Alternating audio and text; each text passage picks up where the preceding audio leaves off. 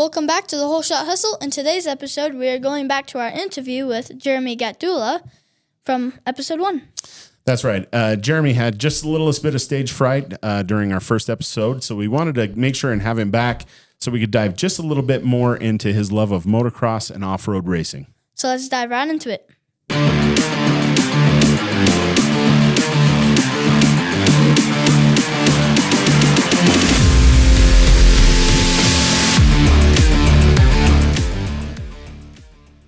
Thanks for joining us. Jeremy, Ken, it's great to have you guys back. How are you guys doing? Doing great, man. I'm doing good. Good.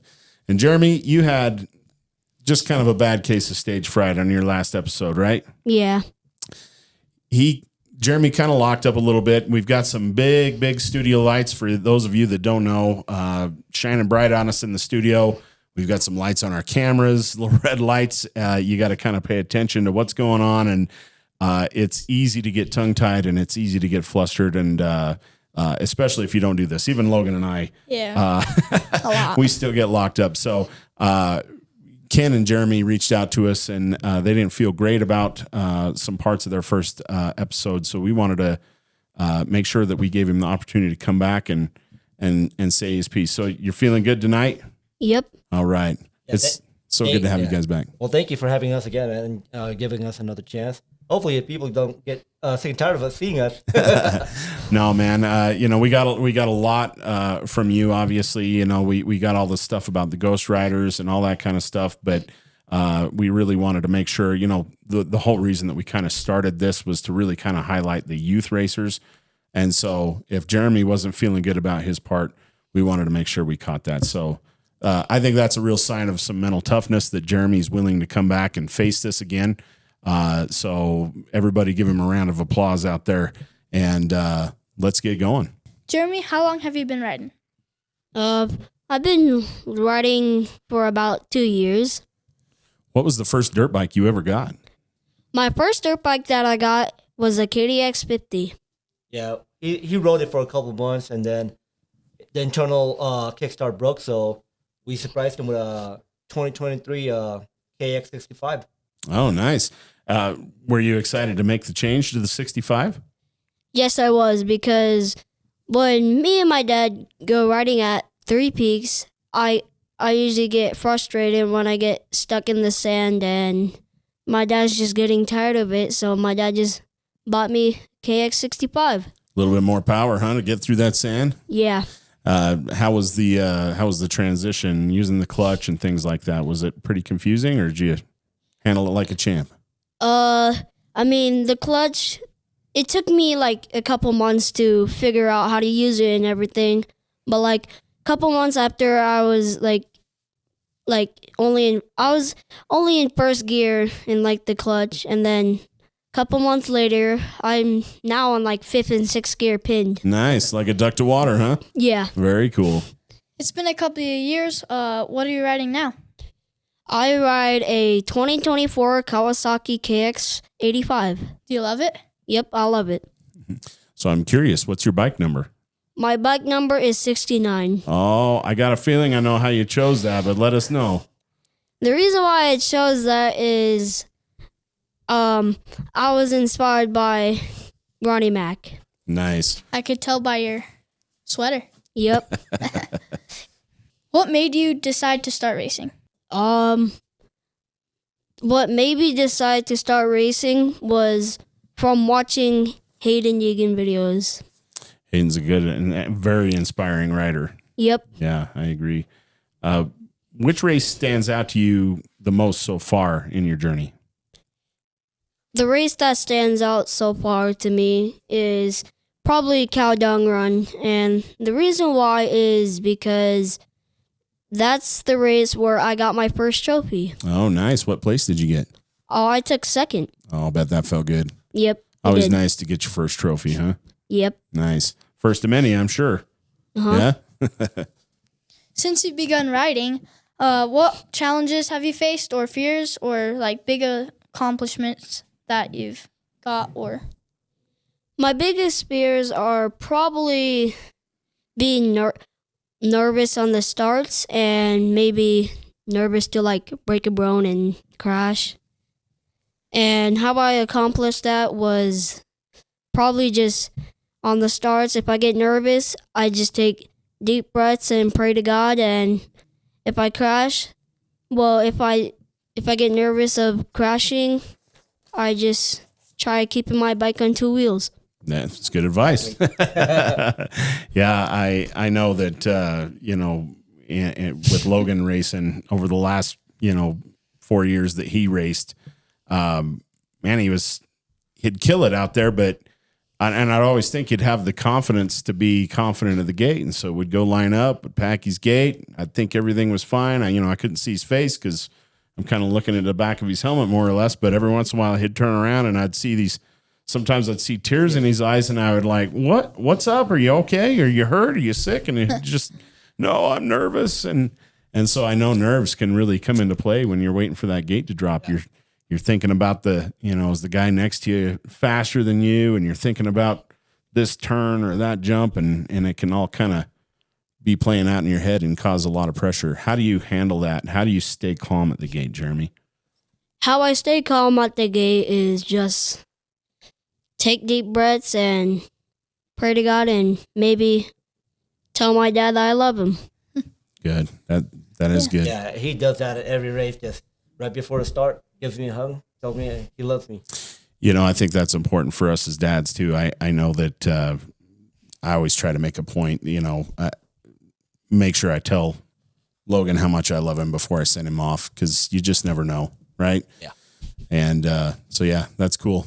Does that help you to head out of that gate with that confirmation? Just not that you didn't know, but just hearing it again for the first time, heading out of the gate? Yeah, I did. Nice. Jeremy, what is the best piece of advice your dad has ever given you? The best piece of advice my dad has ever given to me is probably just go ride and have fun. That sounds like good advice, doesn't it, son? My dad gives me the same advice. Like when I have a bad moto, I get mad and my dad's realizes he's putting a lot of pressure on me. Like I feel like I have to go out there, do good. But then when my dad says, just go out there, have fun, I have a great moto and I'm actually having fun. Exactly. I mean, I've seen too many kids just being pressured too much and kids crying, and they just don't want to ride anymore. So I think that's the best advice I could ever give, or even somebody else could. Just go out there and have fun. Sometimes it's easier for a dad to get lost in the moment. Yeah. You're thinking about the bike, you're thinking about the track, you're thinking about the lines you've seen some other kids take in, and you're busy in coach mode, you're busy in, sometimes it's easy to talk to your kid in a way that, puts a lot of pressure on him. But I know there's been several races where I've watched him get out of the gate and I've just shook my head and thought, what is he doing? And then I realize he's probably feeling a lot of pressure, and then when he gets back, I'm like, dude, I'm sorry. I just want you to have fun. That's the main thing here. Just have fun. And it's amazing how well they do when they're feeling that way. Oh yeah. It's a lot more, you ride a lot better when you're just feeling like you're just going to have fun. Yeah, I am. That's cool. Jeremy, which rider or racer is your biggest inspiration in the sport currently? The rider that inspires me the most is probably Hayden Deegan and Aaron Plessinger.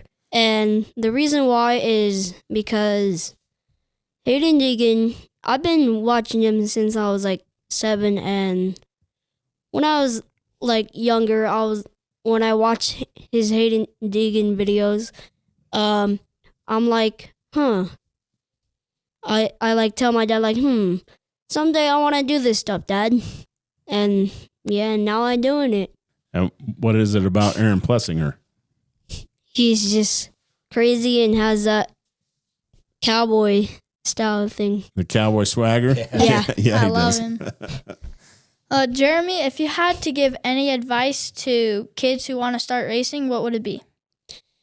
My advice to other kids is make sure your parents would actually buy you a bike that you would enjoy and have fun on.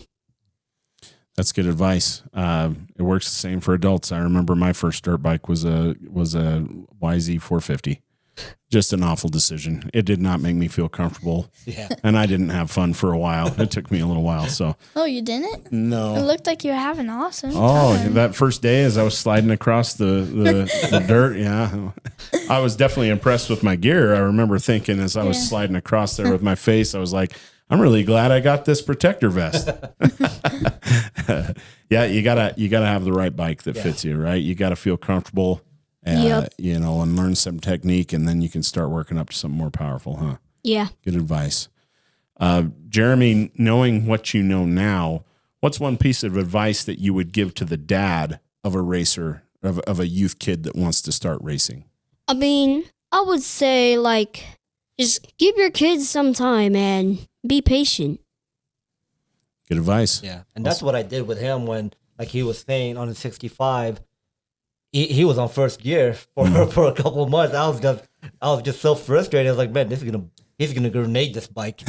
So I got tired of chasing him at 3 Peaks. So, and which is at Cedar City. I just grabbed a folding chair and just let him do his own thing, and he learned. And like you said, you know, he was on 5th and 6th gear, just pinned. Jeremy, are there any sponsors or shout outs that you like to make or think? Oh, yeah, I got a list of sponsors and shout-outs right here. Holy cow. Oh, yeah. 2 pages worth. Here we go. So my sponsors I want to thank Kenny MX USA, Dunlop Tires, Team Green Kawasaki, Odie, Acerbis, Tech Adventure, Smith Racing and Apparel, Ghost Rider Southern Utah, Paraworks Off-Road Park, EVS, Rocky Mountain ATV MC, 412MX, 180 Decals, and my shout-outs my people I would like to shout out is Jonah Stroud and his kids, Austin and Jackson, and I would also like to thank Todd Shakespeare and Derek Leavitt for all the gears MX gears he donated. And Kyle Pulsifer for getting me involved in racing. I also want to thank Mike Locke for all the support he gives me. Also, shout out to Lee Garrett Cunningham. I'm going to come visit you one day in Arizona. I will also visit Mike Locke in Oregon. Get ready. Also, I want to thank Patrick Poole for always taking me riding with him. I also want to thank all my family and friends for all the support. I want to thank Logan and Joe for inviting me over to your podcast as well. It is an honor to be here. It's an honor to have you too. It was an absolute pleasure to have you back, Jeremy. That seemed like it went smoother. We're really proud of you for coming back and facing that fear. The same way you do in motocross, you know, the same way you do in racing, you're doing it here. And I think that's just a testament to your mental toughness. So good on you, man, for coming back. Yeah. Ken, there was a tragedy that happened right here in our little town the day before yesterday. And you have some things you want to share about that. Yeah. Yeah. So I saw it on Facebook page about what happened to the young lady, and it's sad. And we got a permission from her mom, so we will be planning to do a group spiritual ride for her. When and where, we don't know yet. So we'll give them some time first to have their own family time, and we will announce it on our Facebook page, which is Ghost Rider Southern Utah /Youth MX Riders. So if you're interested in joining our group spiritual ride, you are more than welcome to come and join us. And also, I also posted in there that they are selling shirts to support Kaylee, and it would be nice if everybody could purchase that, or if even if you don't want to purchase a T-shirt, you could make a donation at their GoFundMe, and we'll go out there, wear the shirts, and we'll be on our dirt bikes. Thank you for that. Yeah. Make sure everybody checks that out and supports a very terrible thing that happened. But I guess that's about all the time we got for this episode. So guys, we sure appreciate having you back in, and That's the end of this episode of the Holeshot Hustle. Come follow me on Instagram, Facebook, and come subscribe on YouTube. Please make sure you do watch the full episodes on YouTube and click subscribe. We could really use the subscribers to try and grow our channel and bring you more of this kind of content. So we appreciate everybody that's been blowing us up on social media. You guys know who you are. Means the world to us, and it means the world to Logan. This is a big dream he's got. So thank you for that. Well, that's the end of this episode. We'll see you next time. Catch you later.